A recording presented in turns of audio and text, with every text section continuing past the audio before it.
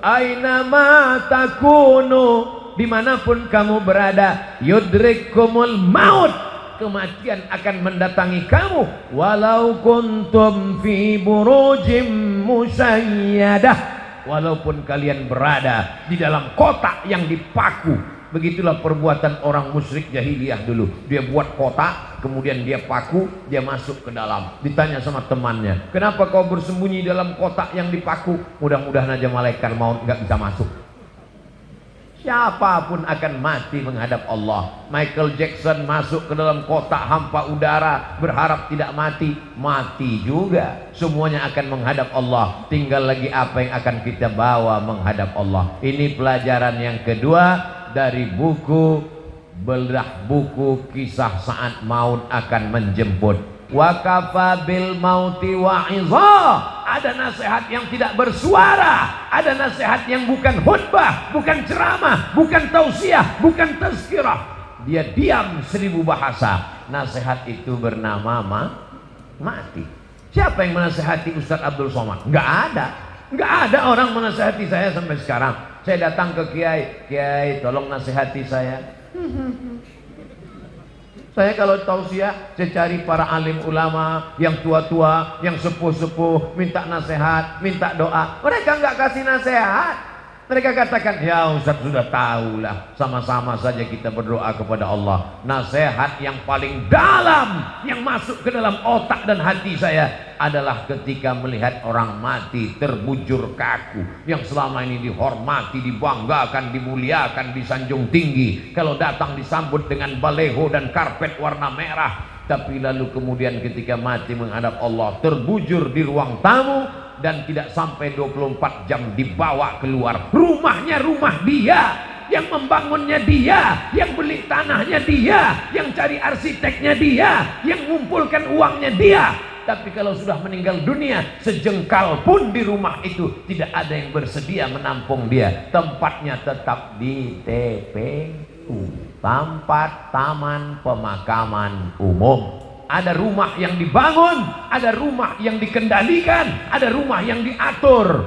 Sekian tahun nabung untuk buat rumah. Rumahmu berapa harganya? 3M. Wow, hebat sekali 3M, 3 kali minjam. Ada rumah yang tidak pernah kita lihat, rumah yang tidak pernah kita jenguk, rumah yang tidak pernah kita pedulikan, tapi kita akan tinggal di sana. Lebih lama di rumah kita atau di taman pemakaman umum? Saya tanya sekali lagi, lebih lama tinggal di rumah yang kita bangun atau lebih lama di kuburan? Lebih lama di kuburan. Di rumah kita paling kita tempati. Ada orang menempati rumahnya sampai 100 tahun? Enggak ada.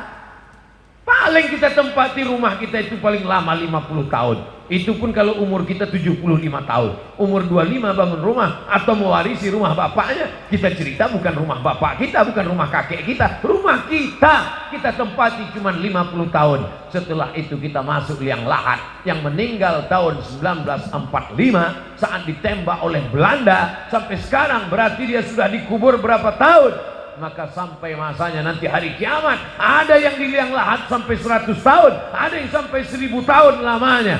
Apa yang sudah kau persiapkan? Amal jariah. Yatsba'ul mayyita salatun, yang mengiringi mayat sampai ke liang lahat ada 3. Ahluhu, istrinya ikut mengiring, anaknya datang, jamaah semua datang, tapi cuman sampai ke pintu liang lahat. Setelah itu mereka masukkan ke dalam. Setelah itu mereka kemudian naik ke atas.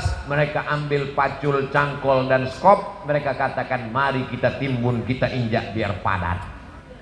Setelah itu ditancapkan kayu nisan. Setelah itu mereka pun berdoa. Setelah itu mereka pun pulang ke rumah. Anaknya nangis pada hari yang pertama. Hari kedua dia mulai tersenyum. Kirim rek spasi lucu, kirim ke 9090.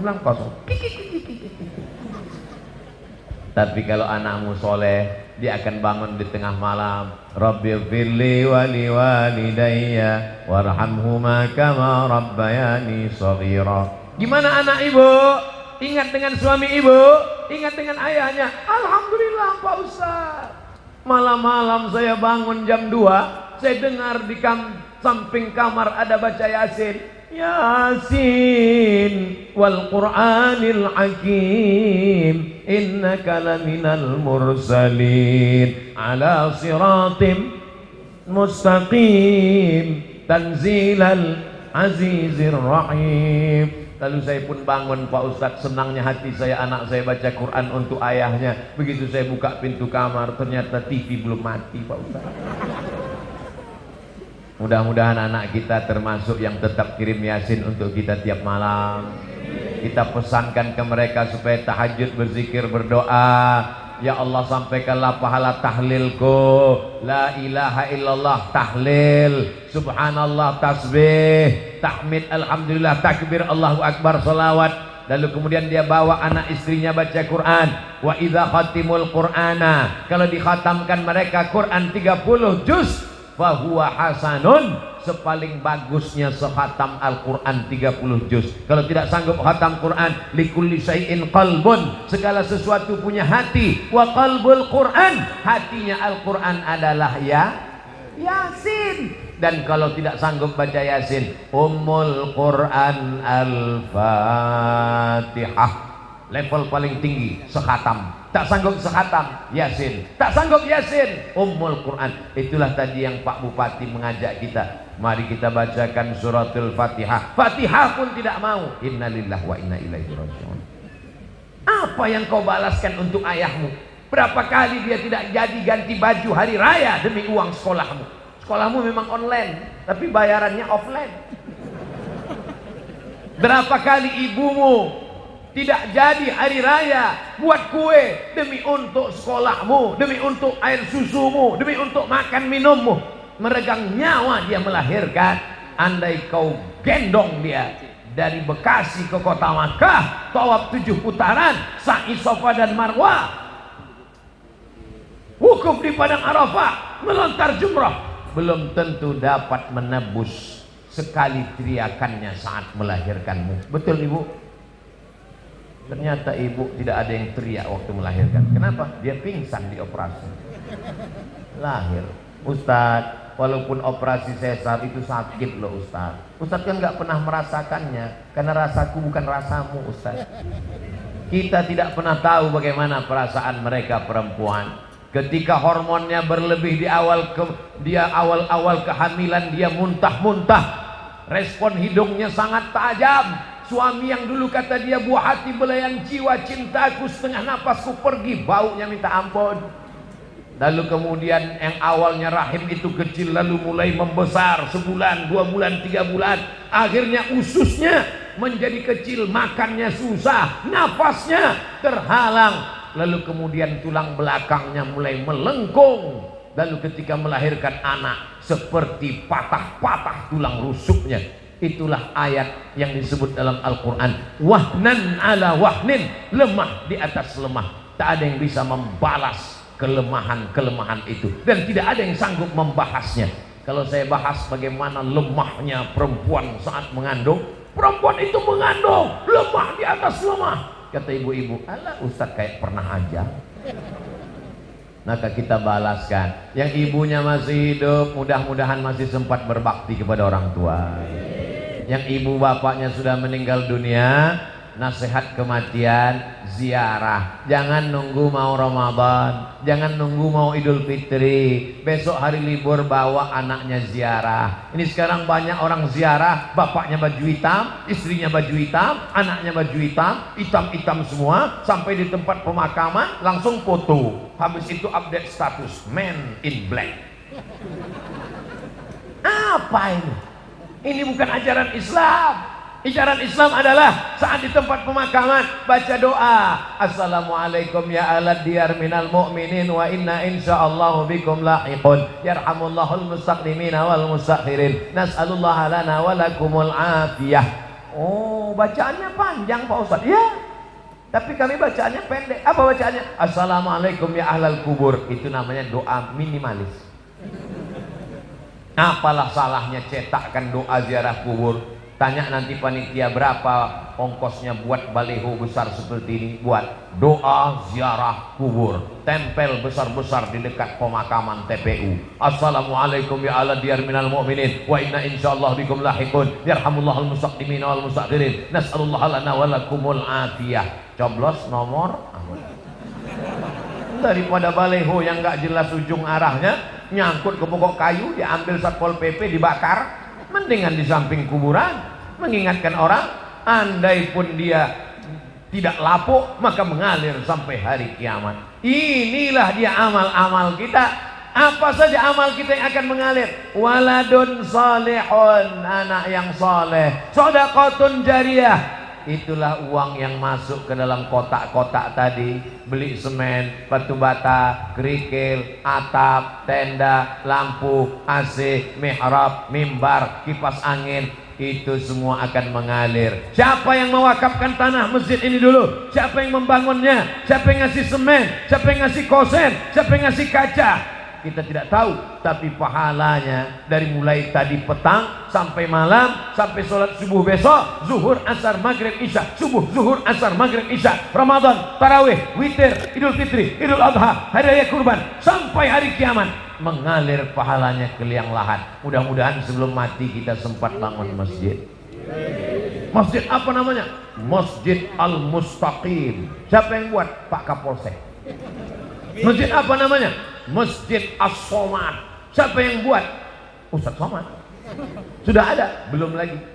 Tapi insya Allah kalau kita berniat sebelum mati mesti ada. Saya diundang ke Jambi, diajak untuk meresmikan masjid.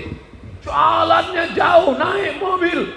Dalam hati saya, mau dibawa kemana lagi? Begitu sampai, musola kecil. Ya Allah, apa kelebihan musola ini? Apa kelebihannya? Berikut ini mari kita dengarkan kata sambutan dari Bapak Kapolsek. Saya sebagai Kapolsek, kumisnya melintang.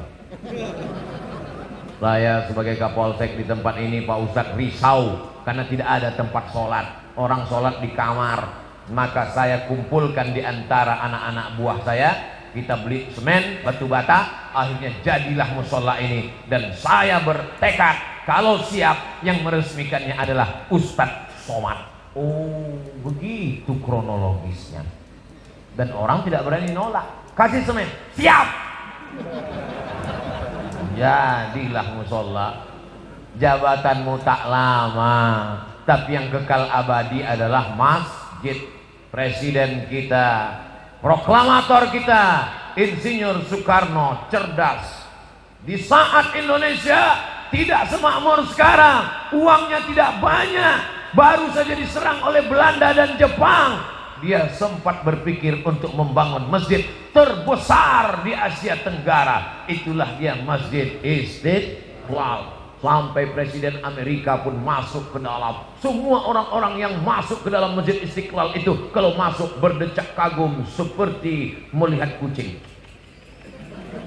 Wow, amazing, kata dia.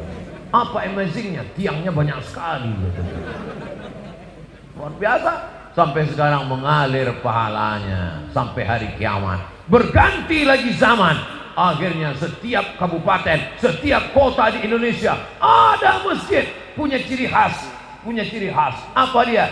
Bangunannya tidak pakai kubah, tapi pakai atap seperti masjid Kerajaan Islam Demak, bangunan Wali Songo. Dan itulah dia sampai sekarang disebut dengan Masjid Muslim Pancasila. Sampai hari kiamat akan mengalir pahalanya. Maka kita pun berpikir, jangan mati sebelum bangun masjid. Saya nggak bisa bangun masjid Pak Ustadz, bangun musola nggak apa-apa. Surau Pak Ustadz, oke.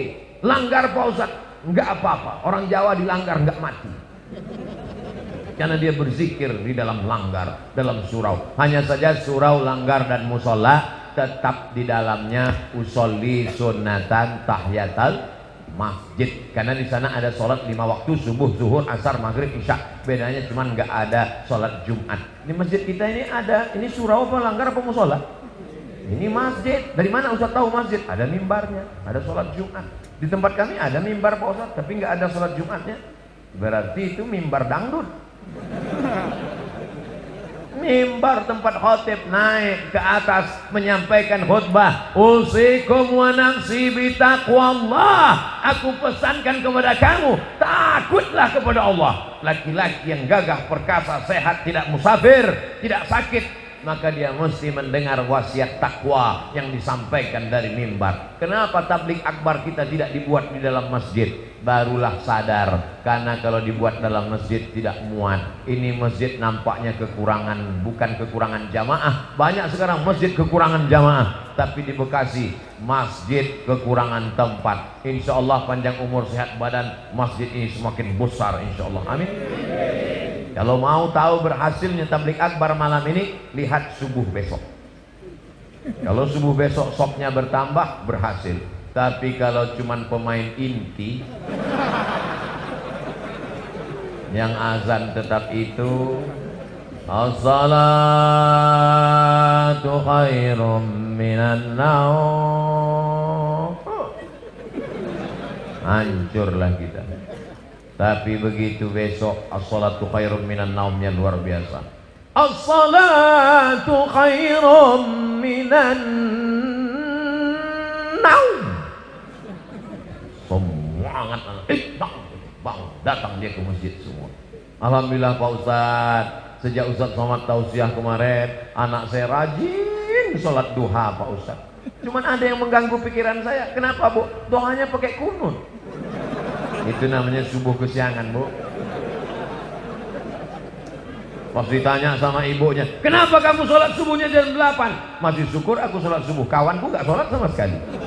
Ini logika terbalik, otaknya sungsang.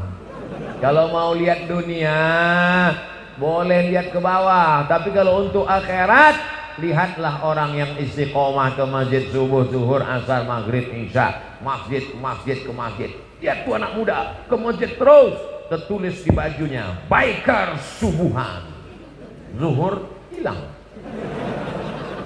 Sedangkan subuh yang berat lawan ngantuk aja dia datang. Sedangkan subuh yang matanya lelap tidur pulas mengigau tetap dia lawan datang ke masjid.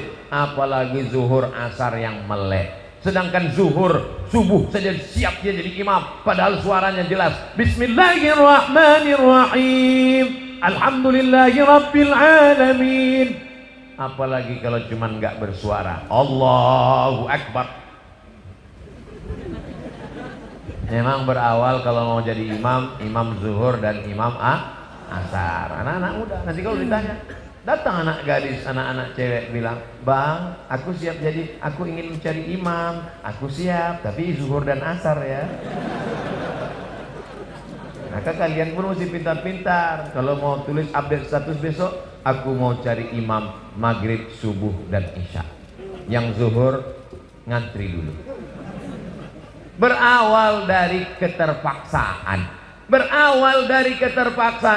berubah menjadi kebutuhan, akhirnya kebiasaan. Allah bisa karena biasa. Tadi tausiah saya mulai jam 9 kurang 10, sekarang jam 10 kurang 10. 60 menit kita bersama sesuai tertulis di botol minuman santri. Oh, botolnya kecil 330, berarti udah lewat, mestinya setengah jam tadi. Tapi orang Bekasi ini cerdas. Dia buat sesuatu yang berkesan. Dia kasih susu. Masya Allah, tabarakallah. Ustadz gak boleh minum air manis karena suaranya menggelegar, tenggorokannya panas. Dikasih air manis yang panas, suaranya hilang, pita lehernya rusak. Nanti umurnya sekian ceramahnya, apa kabar? Serba salah. Nanti dikasih air putih, katanya panitianya nggak respon. Dikasih air susu, air teh, katanya wah susah sekali Ustadz Abdul Somad ini. Enggak, Ustadz Somad tidak pernah mempersulit, mempersusah orang. Kalau bisa dipermudah, kenapa dipersulit? Yassiru, mudahkan urusan orang. Ngundang Ustadz Abdul Somad nggak perlu pakai proposal. Ngundang Ustadz Abdul Somad katanya sulit, mesti kirim DP, mesti pakai pesawat kelas eksekutif, mesti dijemput dengan private jet, mesti dijemput. Hoax, bohong, penipu. Ustadz berapa kali datang ke Jakarta dalam setahun? Jabodetabek, Jakarta, Depok, Bogor, Bekasi, setahun datang 3 kali. berarti 4 bulan sekali. Selama 4 bulan datang 3 hari. Tausiahnya 1 hari 3 kali. Jumat, Sabtu, Ahad. Jumat 3 kali, pagi, siang, malam. Sabtu 3 kali, pagi, siang, malam. Ahad 2 kali, pagi, siang, besok pulang. 3 kali, seperti makan obat. Bapak Ibu yang dimuliakan Allah Subhanahu wa taala, kebersamaan kita malam ini di halaman masjid mudah-mudahan membawa kita istiqomah, anak-anak kita menjadi anak para penghafal Quran. Apa yang disampaikan Ustaz Abdul Somad waktu di Bekasi, silaturahim. Yang kedua, ingat mati. Yang ketiga, bagaimana menyelesaikan masalah di negeri kita ini. Ingat ketika negara Palestina dijajah, ketika itu seorang ulama besar bernama Imam Abu Hamid Al-Ghazali meninggal tahun 1111. Mudah ingatnya, 1111. Banyak orang mengkritik Imam Ghazali. Kenapa dia tidak ikut berperang melawan tentara yang menjajah Palestina? Imam Al-Ghazali menulis kitab Ihya Ulumuddin. Palestina dibebaskan oleh Salahuddin Al-Ayyubi. Salahuddin, orang barat susah menyebut Salahuddin, menyebutnya Sultan Saladin. Salahuddin Al-Ayyubi. Kapan Salahuddin Al-Ayyubi lahir? 1138. Ingat itu. Ternyata doa dari seorang ulama yang mustajab wali Allah melahirkan seorang pemimpin yang luar biasa. Urus saja salatmu, urus zikirmu, urus makanan halalmu, anak-anakmu ini akan menjadikan negeri ini baldatun thayyibatun wa rabbun ghafur. Kalau engkau sibuk komen dengan medsos, kau akan kalah dengan buzzer, karena mereka punya akun banyak luar biasa. Jadi kami nanti kalau Ustaz Somad dicaci maki gimana? Kalau kau sanggup balas, berikan klarifikasi. Kalau kau tak sanggup balas, doakan kepada Allah. Allahumma hdi qaumi fa innahum la ya'lamun. Tapi kami enggak tahan Pak Ustaz, emosi kami Pak Ustaz. Kalau enggak tahan, enggak usah main handphone. Daripada jantung koroner enggak mati, cuma setengah mati.